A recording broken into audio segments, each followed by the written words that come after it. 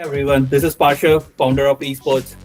In the podcast series, Esports Unfiltered Talks with Anurag Khurana in another episode of Unfiltered Talks. So, welcome, Anurag. You have been my mentor for quite a long time. I've been bugging you, disturbing you for all the guidance. Welcome. Thanks for taking your time. Thanks, Parsav, and you're always welcome here. Don't call it bugging, that's part of life. so, so Anurag, first question, like I consider you my mentor. Who is your mentor? So, Who actually, inspired? my mentor in life has been my dad. Wow. So, that, unfortunately, he's passed away now, but he's taught me everything about business per se. Not about gaming because, unfortunately, when I started this company, he had already passed away. But in initial part of my life, when I got into gaming, it was courtesy him. So he has been my mentor. Nice. So you got a real support from him to start a gaming up or Yes. like to part of a Yes. gaming. Wow. very That very is back few in people. 1990 when nobody, I can't imagine any parent saying, go ahead, do gaming. Nice. That's good to know. And so, Anurag, please tell me, you are the founder of now. You have been part of the Riot Games. You have been like part of the Reliance, such a large corporates who you would be one of the initial instrumental who laid the foundation for Reliance Esports. What today they are, and then you started your own startup, NewGen and Penta Esports. So, how was that journey and shift mindset from large MNC to a startup? So I think the biggest learning from that side was that all these multinationals just talk, they don't do business. So I wanted to put my money where my mouth was. So that's the reason I started NewGen Gaming along with Kiran, my co-founder. That was the whole thing with us. So yeah, matlab, they just wanted us to make papers. Interesting. Yeah, it's tough. So likewise, so I come from a background where I used to work with Deloitte, KPMG, and Yeah. like that speed, that energy which we carry. Like it's difficult to in Big Four, it's tough to match that speed. Like what you want to Okay. achieve. Like they have their own pace and being Yeah. that culture, and I feel like that they have their own compliance system in place, and so they have to obey that as well. So Also, just letting you know, this was my second journey with Reliance. The first journey was back in 2001 when the whole team was acquired by Reliance, and I was taken back when they said, "Oh, you go and start your separate company, we'll fund you," which I didn't understand at that time. But after 6 months, I learned what they meant because they were very clear that you guys are young, you will not fit into corporate culture. So I was told to start my own company, separate company, which was funded by Reliance called Paradox Studios, where we used to do our stuff, but our captive client was Reliance only. But this time, since I joined Reliance Jio, I totally exactly understood why initially they wanted me to do that. so there's no culture change with Reliance, but definitely there Nothing, was a lot nothing. of But yeah. that's okay. Yeah. See, gaming was not just esports. Gaming was a drop in the ocean for those guys. So totally Correct. understand it. Absolutely. So, what was that moment, Anurag, which made you realize that esports will be your second love? So actually, I got involved in esports when I joined Riot because we were trying to launch esports in Riot also for League of Legends back then. That's when I started watching esports, tried to learn the ecosystem back then, which didn't exist. But yeah, so whatever I could gather, and that was where I really got interested in esports. Then moved to Geo as the head of esports, moved to Paytm as an esports consultant. But both the companies, I realized that they are only talk, not doing the thing. So I started my own company for the same thing. Okay, that's interesting. And so that's another question to you is what's the biggest problem you see in that esports ecosystem, which frustrates you and you wanted to solve by yourself? So there is nothing which is frustrates me. I look at those reasons for which are frustrating for you. I look them as an opportunity for us. So that is the whole thing, and the whole purpose of starting Penta Esports was basically to work on the grassroots esports level, because unfortunately in India when the esports started, it started at a pro level only. There was no grassroots development all through the journey that I've seen for last 10 years. So that was the problem we were trying to solve. And that's what we've been doing. So we started a collegiate league, which is only for college students. We started an amateur league where the only condition is pro players are not allowed to participate. And we have got good results. One of the winners of our Valorant tournament was acquired by RNTX Revenant. Winner of our Pokemon League was taken by OG and Revenant. Winner of our collegiate league was also taken up by one of the teams. So it's been a great journey. But what we started wanting to do, we have partially been able to achieve. But still a lot of work to be done on the grassroots level. Absolutely. True. That's very much required, and that's what we are also doing at Espotz, giving that chance, that opportunity to underdog teams to show their caliber. Because the problem was that what we realized, Parsa, was that in any esports tournament, when the cameras get on, live broadcast happening, because it's the same pool where grassroots players or professional players are playing. So by the time the cameras get on, that's where all professional players are left with one or two teams from grassroots level. So we wanted to change the culture. So we said in our amateur league, none of the professional players are allowed, which we got a lot of pushback, but that's how it was. So how did you was that were you able to find sponsor, because that underdog teams, nobody will very few brands are ready to sponsor. So whatever money we used to earn from our other sources, from doing brand works or doing tournaments, that's what we invested in this part, because it was 9 months league where we gave 5 lakhs prize pool every month. So 45 lakhs was the prize pool itself of the amateur league. Collegiate league, we did a 30 lakh scholarship. There we got sponsors. Luckily, Loco was one of the broadcast sponsors, and then we have another education platform as another sponsor. There we had 2 sponsors who want to get into the college ecosystem. So there we had sponsors, and again, in colleges, hardly any pro players are there. So it was easier for us to manage. So was that a LAN event or online? No, we only did online because this was just after COVID. So we couldn't do LAN at that time because we were still in that COVID era only. But of course, lockdown was over. And what was that Penta Esports, which nobody would have seen, that version 1.0, which nobody knows that even exists today? Yeah. So basically, that was the whole idea. Yeah, we wanted to work on the grassroots level, which was a big surprise for everyone. Like when we ever approached the brand, they were like, why are you doing this? Why did you get into professional? Because that's where the eyeballs are. And we were very clear, boss, we want to encourage the grassroots, because the way we look at it, we want to become the Ranji for esports. So that's the whole vision. Wonderful. Good. Yeah, that's where I think that ecosystem lacks in India. Absolutely, yes. Definitely. That gap is there. Yeah.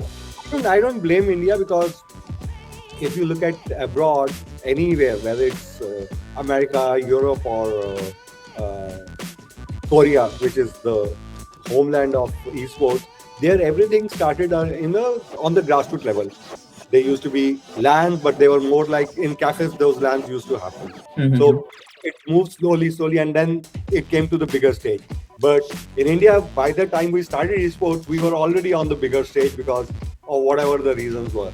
Nobody wanted to invest in the grassroots development for esports. So that's where we came in. So totally understandable, but that's the gap we're trying to fill. Okay. So that was my next question. How do you see differentiate between global esports and India esports? Because total mechanics is different. That's I think more of a PC game. India is a mobile first market. No, not really, because if you look at SEA region, that's also mobile first, maybe except Korea. But Southeast Asia is also mobile first. Your MENA region is also mobile first. Mobile and console. PC esports is not as big. So it's not that compared with global we are lacking. Yes, we play different games than what are played globally. But today, if you look at the convergence with Esports World Cup, they are the same games. We have PC games, we have console games, and we have mobile games. So all has merged for us. But in this World Cup, how many teams are going as per your knowledge? And so right now there are 2 official clubs. One is Seoul and Godlike. Then 3 other Orgs also have also qualified. Global Esports have qualified for Valorant from Pacific region. Revenant has qualified for HOK, and Two Reapers has qualified for MLBB, Mobile Okay. Legends 5v5. So Yeah. that's how it is. So actually, we're gonna have 5 orgs, but how many still the qualifiers are happening? So we don't know actually how many participants will be from India. And for our audience, can you please elaborate what is the qualification criteria if somebody is looking to be part of the esports World Cup? So what would they So focus on? Esports World Cup, it's a clear criteria that number one, even the orgs which are part of their club program, they also have to qualify unless you are a winner last year. If you are a winner last year, then you get a direct invite, Okay. which none of the Indian teams have been able to do because it's only last year we participated first time with Soul. This time we have Soul and Godlike plus these other 3 orgs. So everybody has to go through open qualifiers, and generally these are professional teams who go through open qualifiers, not your amateur level teams. But with us as a platform, those amateur level teams are acquired by one of these clubs and then they participate or one of these orgs. Oh wow, this is like really nice. Basically, journey starts at grassroots. That's very clear. Even if you look at all the players, their journey has started in grassroots level only. But unfortunately, at that time, there was no systematic grassroots level program which we are bringing. But with that qualification criteria, is that more of a teams who have a good gameplay, or Of course. esports also looks for like the who have the maximum followers and they invite the No, no, no, they no, want no. the eyeballs. No, they don't look at that. Of course, the club program they might look at that. I am not sure because there are only 2 Indian orgs are there, Soul and Godlike, and we know their fan following. Yeah, no, so that's where like I think like people needs to know whether they should focus on the gameplay or they should focus on to become a No, creator. as a esports athlete, you should only look at the gameplay. You should not worry about anything else. That's for the orgs to worry, not you as a player. Player, you should only focus on the gameplay. Okay, that's a good insight for the young team members or young players who are starting their journey career in esports. Yeah. And so, Anurag, what is that one while building Penta Esports? What was that one, you can say, your past learning which you have to unlearn to build Penta Esports? I think there were a couple of learnings. One which my dad taught me long time back ago that if you offer peanuts, you'll get monkeys only. So that is one thing where in hiring we have made sure that we are not offering peanuts so we get only monkeys. So that's one on the building of the that. The secondly, the esports ecosystem was very new. Of course, grassroots was very new.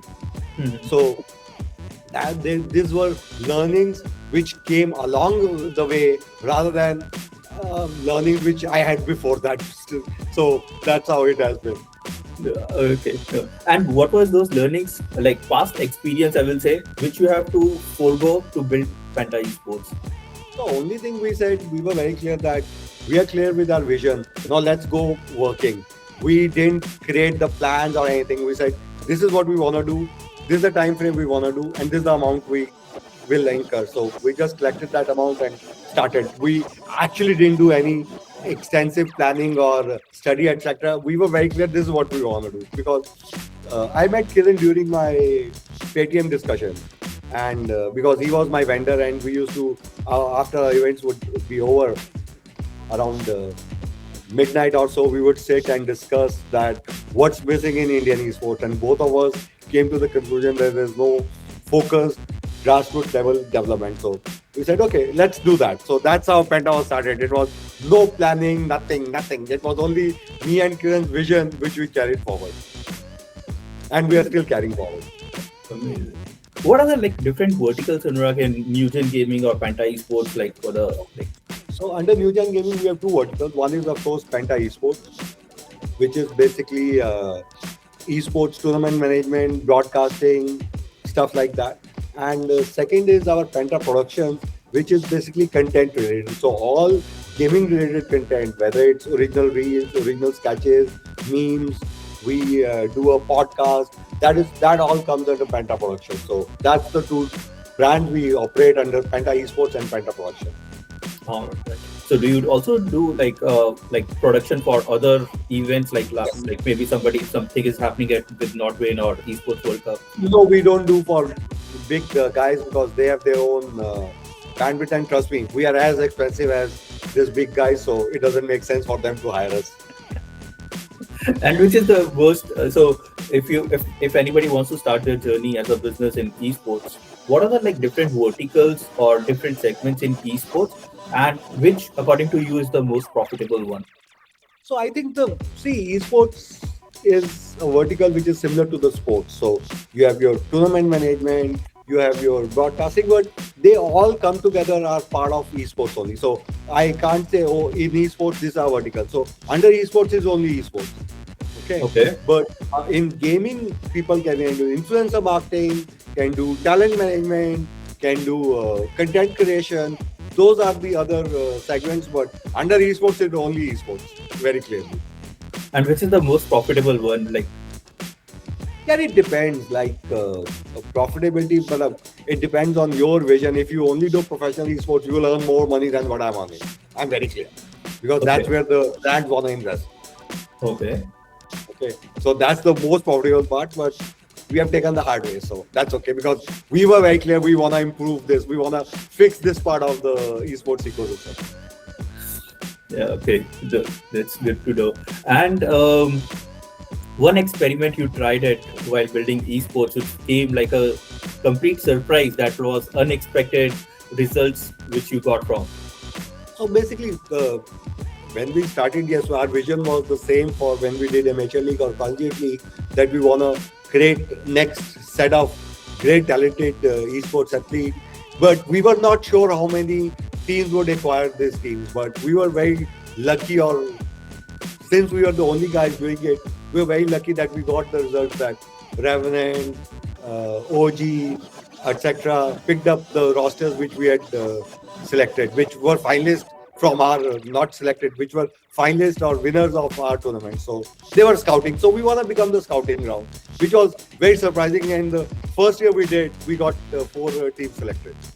Wow, amazing. And like, what is the like? So do you have like some sort of a partnership with these like bigger rosters? No. So we just do the tournament, and of course, then they have their own scouts which look at the performance, which is majorly us, because we make sure that these guys get the spotlight. So no partnership, nothing. We are working independently on that account. Because we see, again, we don't want to be labeled that we are pro this club or pro this all. We don't want to be labeled that way. So we say, oh, these are our winners for this, and these were the results. Now it's up to those guys. And for which all games you carry out tournaments, and how many, like what's the frequency, like right frequency to do the tournament? So amateur league, we do either 6 to 9 months, and the titles are like 12. If it's 9 months, then it's 18 titles. If it's 6 months, then it's 12 titles. Because certain months we do 2 or 3 games depending on the popularity. If the game is not popular enough, then we club 2 or 3 titles together. Like when we did a Supercell month where we had Brawl Star, Clash Royale, and one more game of Supercell only. So we did for all the 3 games in 1 month. But when we did Valorant, Free Fire, or BGMI, those were 1 game per month, because the popularity and the base is much bigger in those games. And how much support you used to get from game publisher or publishers? We used to get all the support, but that was never an issue. They came out and supported us all the way, with whether it was verification of the players, or looking at the cheating system of the player, or looking at giving the support or guiding us. That support has been there, whether it was Riot, Crafton, Garena, anyway, everybody. Because these are the 3 publishers who were there back then. Now we have the publisher for Mobile Legends 5 and Honor of King also. But at that time when we did this, these were the 3 publishers. Okay. So do you think like any game tournament organizer who's starting the journey, they need to have a blessing from the game publisher, or they can be not really? Not really, because publishers get inquiries like this thousands a day, which they don't really look at, because they are very, because most of these tournaments are done under the community license, which is like these are guidelines, this is the prize pool you can have, and this is the scope. So we have to just fill up a form and then get it from there. But me coming from the publishing background, since I had connects, we used to get extra help, but that's generally the process where we don't have the connect. So that is the process. Okay. But also, only thing, Parsa, which I've been telling you in the past is also that there are certain guidelines when it comes to the brands onboarding with this tournament. That is the only thing we need to take care, because I don't want any TO to get their tournament taken offline halfway because they have not followed the policy or not taken or not informed the publisher about their tournament. That's my only request. But that bureaucracy, do you think like it's a challenge? Like, say for example, if somebody wants to do a cricket tournament, they can just go and host the cricket tournament, kabaddi tournament. Why such like gate barriers with these esports? No, I don't blame those guys. In cricket, nobody owns cricket. But here, the publisher owns that IP. Riot owns Valo and LOL. Carton owns PUBG Mobile and PUBG PC. So that is totally understandable. But they have made a system that you come, give us form, submit this form, and we'll approve it, provided you meet our criteria. Because one thing which I've seen most of the publishers do, and I really appreciate them, that they also manage the conflict between the tournaments. That there are no same tournament happening at the same time. Okay. Which is one thing they add value to us by providing that feature. Got it. But like that is just for the pro teams availability, because otherwise there are like hundreds of teams. Otherwise also. Okay. But how does that impact? Because like say there are like thousands of teams or players or participating in different cooperative players, and I believe at same point of time there could be 10 different tournaments by 10 different organizers. That's where publishers come in. When they give the approval, they block the calendar for that day and that time slot with one tournament organizer. So even it's easier for the teams to manage that tournament or participate in that tournament. They are not like, oh, we missed this tournament because these 3 tournaments were happening at the same time. So they give up. And trust me, if tournament operators say, no, I want to do on this date only, I don't agree. Yes, you want one weekend because the viewership is maximum. That's understandable, but you should be flexible enough to move your dates after you broadcast. Absolutely correct. And like, what's the biggest myth when we are talking to people? What is the biggest myth you find that you want like people building in esports should forget totally?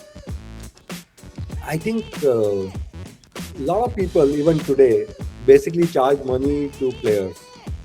Okay, which they think is legal. Unfortunately, it is not. Only few publishers allow that part, and that is also basically to recoup their management cost.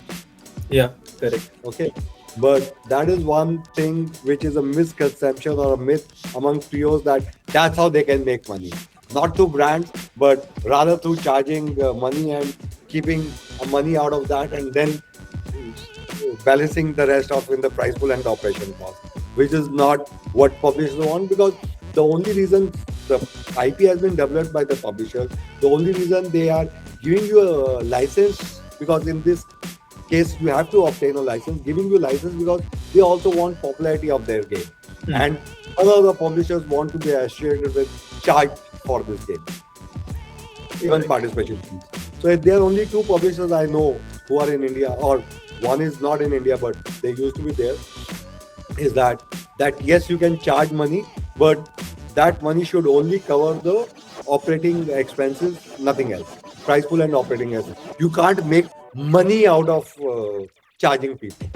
Correct. I think like that's fair also, because initially when tournament organizers don't have access to the brands to reach out, so I believe that makes a little bit sense to charge a small amount of money to the players and community so that they can build that career, or you can say build that credentials, and tell that they have been doing the tournaments, and for which like they can charge maybe a minimal nominal fees to put the.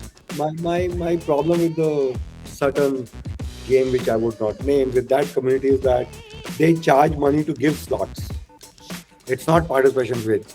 they charge money to give slots, which is totally wrong. Unfair. Absolutely. Yeah. So these are the things which you need to understand, that if publishers come to know, they can ban you from hosting their tournament for their title. Correct, correct. So, according to you, Anurag, about this habit of charging slots or selling slots for thing, so do you think like that ban can happen on a platform level or to the organizer? Organizer. So it Or, will only happen to the tournament organizer, not on the platform, because platform has no role in that. correct, yeah. That as a platform, you're only providing them the service that they can conduct the tournament on your platform. Yeah, correct. Whereas it's the organizer job not to do that. Hmm.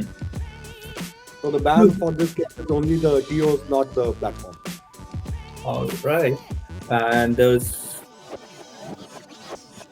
and for today, people, if somebody wants to start a career in as an individual, so what they should like becoming a player or becoming a creator?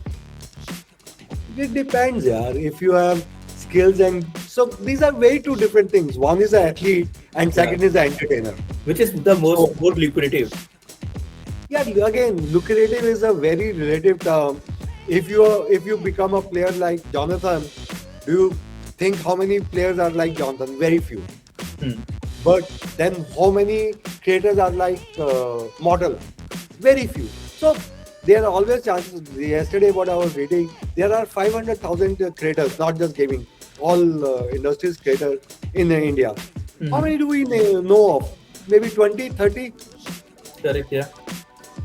Whereas athletes, if you look at, but again, those athletes we know, but from that game, we might not know that many athletes. So there the number would be same. Correct, yeah.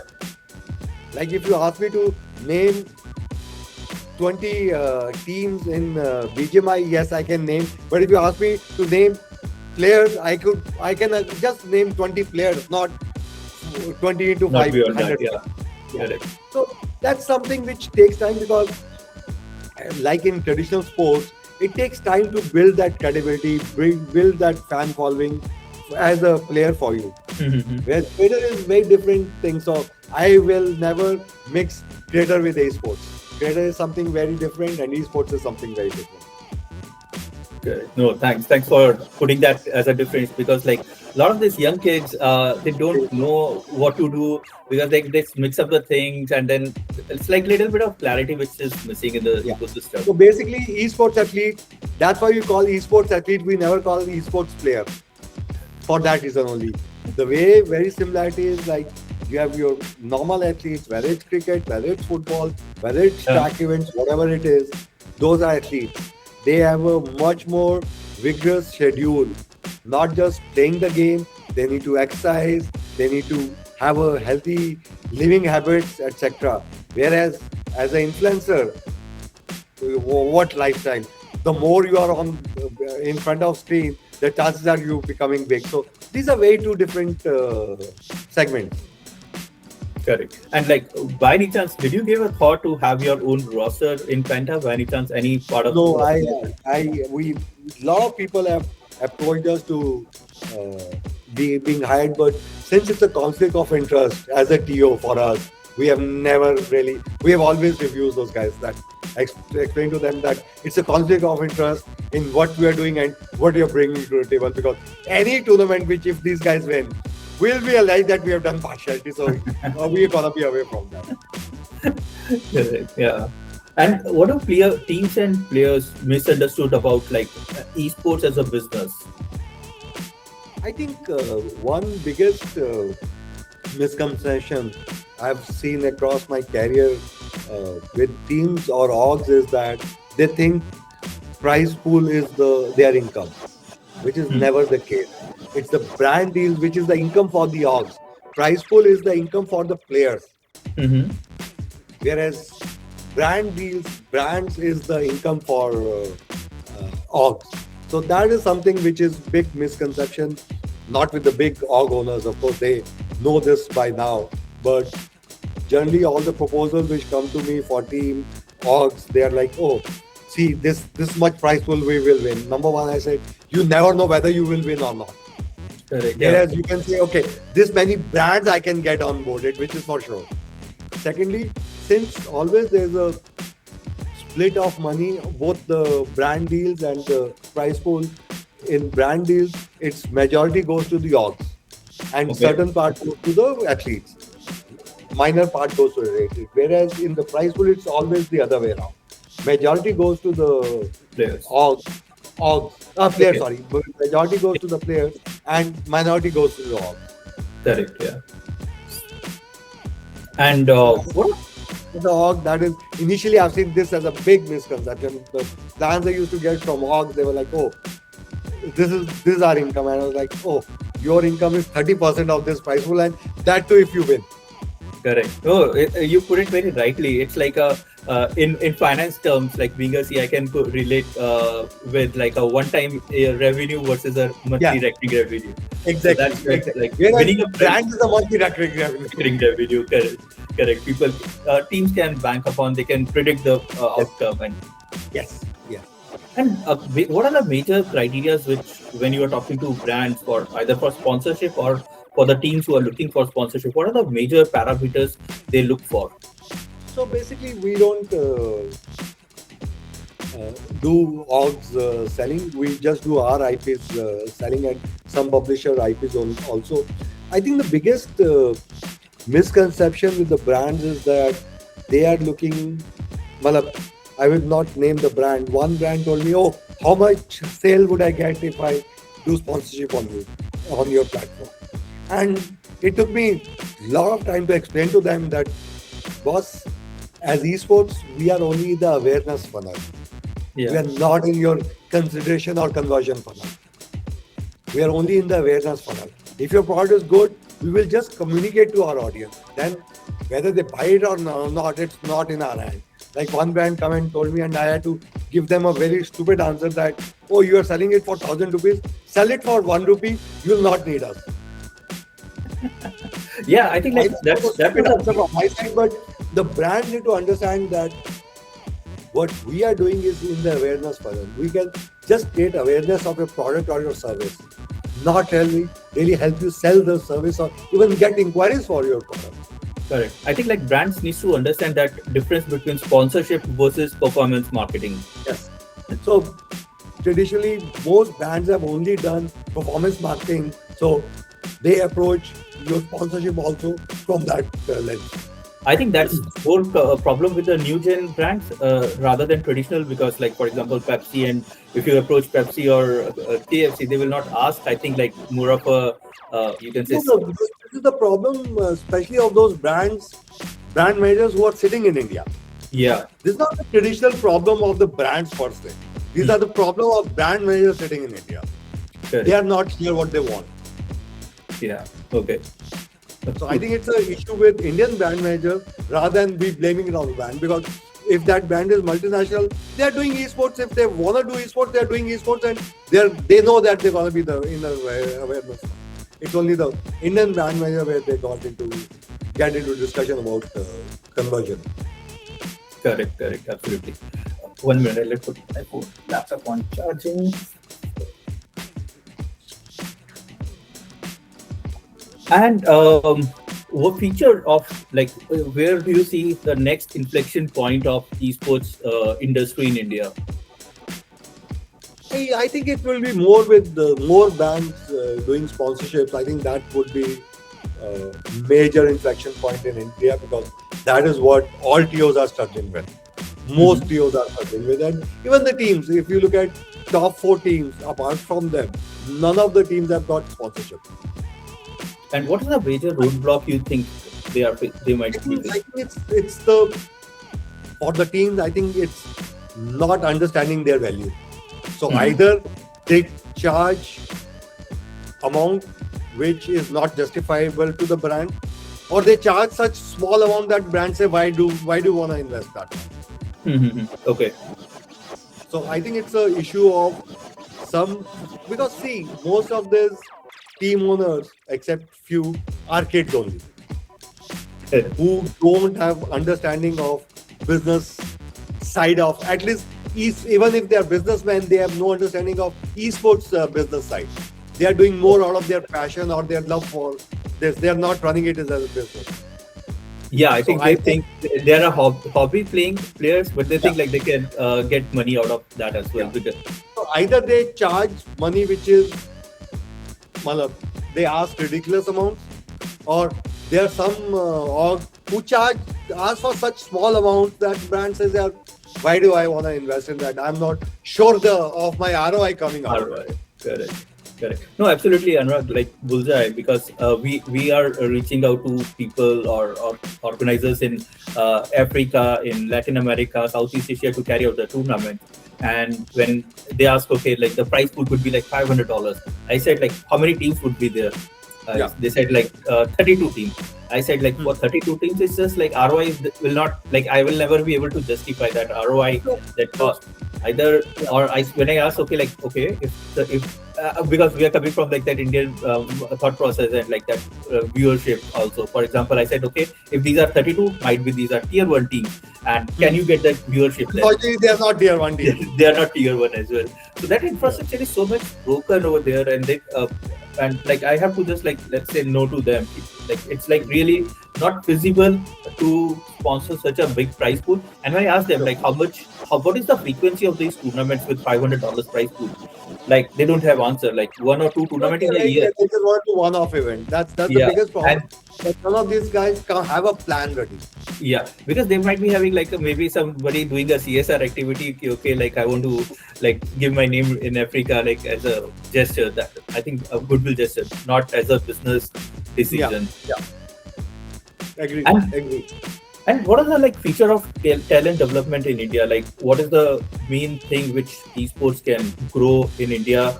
Is it like some knowledge academy? It should be like a more of a creator thing, esports thing. Like, so what is the like better coach? That's the whole thing which is missing. Like, creators are something very different. They have nothing to do with esports. So let's not get them into the picture. Sure. But if you look at esports in India, there are no training methods, even online or offline. Even online, they are not available, especially for Indian people, because you and I can talk English, but most of the players are talking their vernacular language. So how would they understand the methods? Even you might get a tutorial for maybe one game, but that is in English only, or maybe in Hindi only. But they are more comfortable speaking or understanding things in their language. So I think that's a bigger issue we have, that the content, the training content is not available in vernacular languages. Second bigger issue is training content not being available. Because generally the esports system is that you have a coach, okay, who trains that team. In India, if you pick up any title, let's pick up biggest title, only 10 teams will have coaches here. Rest these kids are playing on their own without any training or anything. Forget your physical, mental coaches and all that. That I'm keeping aside. Okay. Yeah, basic. Even game coaches, the numbers are very small here. So this ecosystem needs to grow, and which will happen, which will take time, because once the people who are playing today, once in 3-4 years they take retirement, that is the best second line career of work option. Career option. Yeah. So I think it will take time, but that is something which we need to address. Yeah, absolutely. And that's another challenge which will come. Another challenge would be the affordability factor, because these kids, whether they can actually afford a coach, and that like that, how you mentioned about the brands. My problem is not the kids. This coaches need to be got by the org. Yeah. Like there are 64 registered orgs, big orgs for BGMI. Out of the 64, I think only 10 or 15 orgs have coaches. It's the problem is of the availability of the manpower. Okay. Because these guys who started BGMI are still playing BGMI, because BGMI itself is 4 years old. Yeah, correct. Yeah. No, absolutely. Anurag, and that's one of the main reasons we are introducing Espotz Academy on our platform, where people get trained to coach, to become a coach, to become a different, to opt for different career path as well. So we are like creating a complete self-paced online education content which will be help them to become a better player, better coach, better creator, and better organizer. So all those like brand elements, like you said, like brands. So I also keep getting a lot of queries. Okay, like what sponsor our tournament? I said like Yeah. what do you understand even about sponsorship word? Like do you understand what is Exactly. brand? What's the expectation sponsorship? So Whom generally to the ask even? Like I said, like I'm a technology company, like providing you infrastructure. I'm not a brand to sponsor. So that's difference. I think like mindset shift has to be required. funny thing which I have noticed recently, when a person or a TO wants sponsorship, they say, "Oh, we want to collaborate with you," and I'm like, "What do you want to collaborate me for?" And then they go, "Oh, we need money." I said, "Yeah, that's not called collaboration." Correct. Like if you look at most of these guys who approach me for sponsorship, they are very clear. The word they use is collaboration. I said, yeah, this is not a collaboration. I'm paying money to you. So what is in return for me something which I have to look at myself. But this is not a collaboration. Please don't misuse the term. Correct. Yeah, so that's one of the main reason we thought to introduce that people can like how to become a better coach and that thing. And then that once those courses are completed by them, they can list their credentials like Upwork, correct? So where people can scout, so they can list their credentials that they are an experienced coach, they are experienced Discord manager. So that discovery platform is also part of our ecosystem because we are just not a tournament hosting platform because unit economics doesn't make sense for only hosting tournament platform. So you need to give like something extra to the community to grow so that they can have a better growth. But Parsa, I have one question for you. There are right now maybe 10 or 15 esports titles, Yeah. okay, which are popular. I'm not talking about non-popular titles because some of the TOs I've seen they are organizing Ludo tournament. So let's not get into that. But yeah, uh, Ludo or Carrom tournament. But let's not get into that. But how do you make sure that you are training coaches? Because coaches is something which is specific to that title. Game title, absolutely true. Like coaching for Free Fire is very different for coaching from BGMI. Though both are better royal games, but mechanics and something. Absolutely. How are you managing that part? So The that courseware. experience, as you rightly mentioned, so people who have that experience, at least as a player who knows everything, because to become a coach, you need to be a player first. I think, like in at least in esports. So because it's much beyond Not than really, a because mind gap. if you look at one of the best coaches we have for BGMI, his name is Ayogi. He is coach for Soul Team. He has never been a player, at least best of my knowledge. Yeah. So See, I think it's the game knowledge which game, is more important than you should have played it. yeah, game knowledge and that a particular course which we are launching as a coach the coach. So that different thought process, how to motivate, how to give them the right direction is much more important rather than just like becoming a better gameplay. For that, there is I think like different category of called game analyst, which observe the game and then they give the feedback what could have been, how you could have played better. But coach, Hmm. I think is a different category altogether.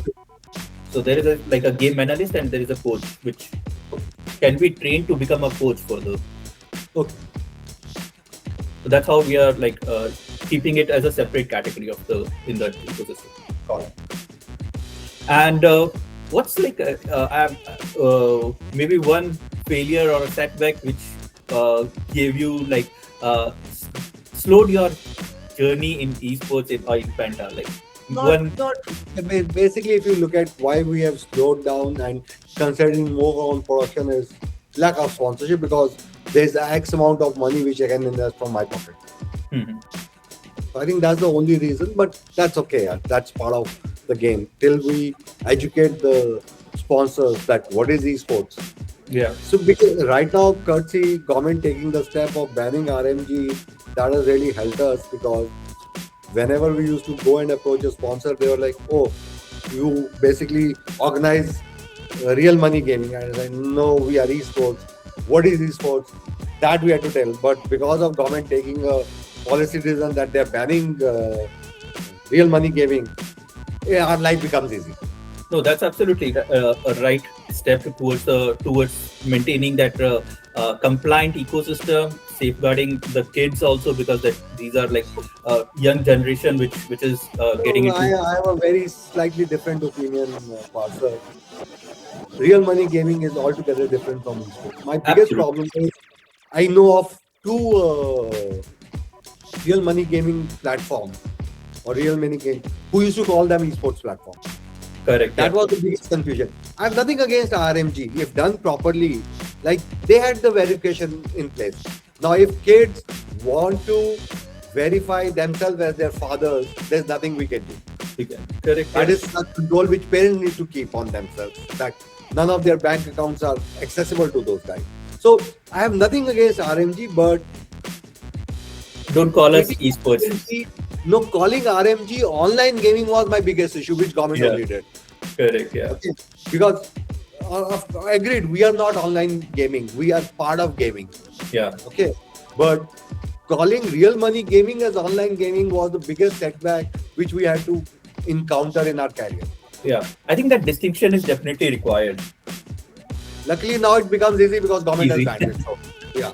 Correct. But on the other side, Anurag, like I'm sure you must have observed as well, it's the like biggest sponsor to these teams in outside India in the Western world is the betting companies only. So how do you see that now?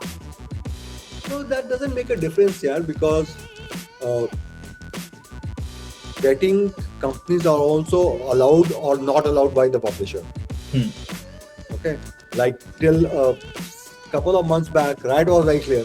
You can't have a betting sponsor for your jersey. Yeah. Okay, so but now Riot has also said no, we are okay with that because that's where the money is.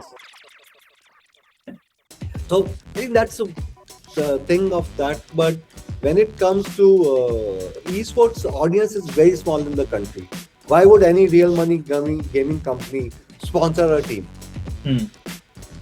They would rather spend that money which they were doing in sponsoring creators because creators have a bigger audience.